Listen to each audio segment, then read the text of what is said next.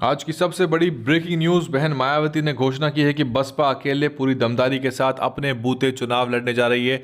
बहुत दिनों से अटकलों के बाजार गर्म थे और मीडिया में ये चर्चाएं तेज थीं कि बीएसपी जो है वो गठबंधन का हिस्सा हो सकती है आगे चल के।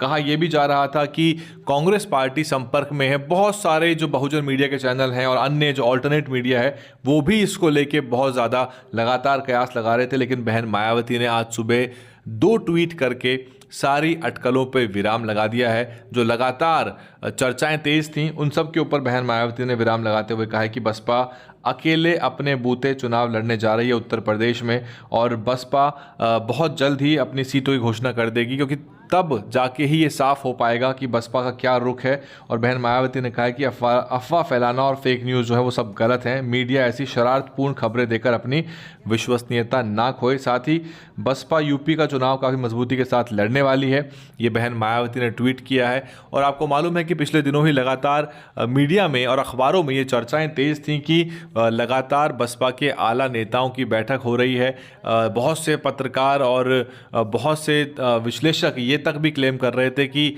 नेताओं की आवागमन है, नेताओं की आवाजाही है और कब कहां कैसे मीटिंग हो रही है। लेकिन बसपा ने बहुजन समाज के हित में अकेले चुनाव लड़ने के फैसले की घोषणा बहन मायावती ने कर दी है।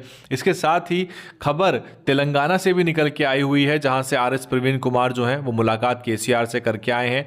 उस गठबंधन पे भी अभी तक अमली जामा नहीं पहनाया गया है और उसको लेके भी बहुत सारी खबरें हैं कि वो बहन मायावती की अनुमति के बिना प्रयास हो रहे हैं, लेकिन उसको लेके भी अभी तस्वीर साफ नहीं है। हालांकि आरएस प्रवीण कुमार संभवतः ये सारे की सारी गतिविधियां बहन मायावती की अनुमति के बाद ही कर रहे होंगे। यदि ऐसा नहीं है तो इसके भारी अंजाम जो है भुगतने पड़ेंगे।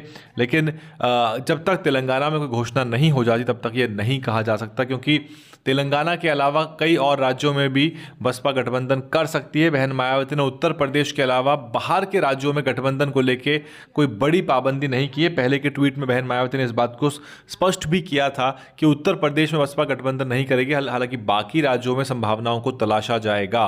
और इसी तहत संभव ये भी है कि हरियाणा में आपको इनेलो के साथ बसपा गठबंधन देखने को मिल सकता है, यदि सब कुछ ठीक ठाक रहा तो, क्योंकि इस तरह के प्रयास पहले भी हुए थे। 5 साल पहले भी इनेलो के साथ गठबंधन हुआ था, हालांकि तब इंडियन नेशनल लोक दल के 2 फाड़ हो गए थे। जननायक जनता पार्टी दुष्यंत चौटाला के नेतृत्व में अलग हो गई थी और वो अपने विधायकों के साथ सरकार का हिस्सा बने। बाद में दुष्यंत चौटाला डिप्टी सीएम बने।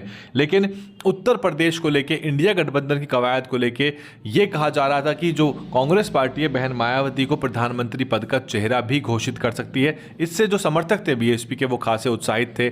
लेकिन बसपा की तरफ से आज ये स्पष्टीकरण मिल गया है कि बसपा इस तरह के गठबंधन में शामिल नहीं होगी। हालांकि गठबंधन के लिहाज से और भाजपा को हराने के लिहाज से गठबंधन में सभी का शामिल होना अति आवश्यक है। ऐसे में बहन मायावती क्या कुछ करेंगी, क्योंकि बहन मायावती अपने अप्रत्याशित राजनीति के लिए जानी जाती हैं। बहन मायावती कब क्या कुछ कर दें ये बहन मायावती के विरोधी तो क्या समर्थक भी नहीं भांप पाते। इसलिए इंतजार करिए कम से कम 15 मार्च का, जब साहब कांशीराम का जन्मदिवस है। हो सकता है उस दिन कुछ बड़ी घोषणा हो प्रत्याशियों को लेके, क्योंकि जब तक बसपा की प्रत्याशियों की सूची सामने नहीं आ जाती है तब तक कुछ भी नहीं कहा जा सकता। उधर कांग्रेस पार्टी ने भी अपने उत्तर प्रदेश की सूची रोकी हुई है, तो कहीं ना कहीं सपा भी अपनी प्रत्याशियों की सूची पर विराम लगा चुकी है।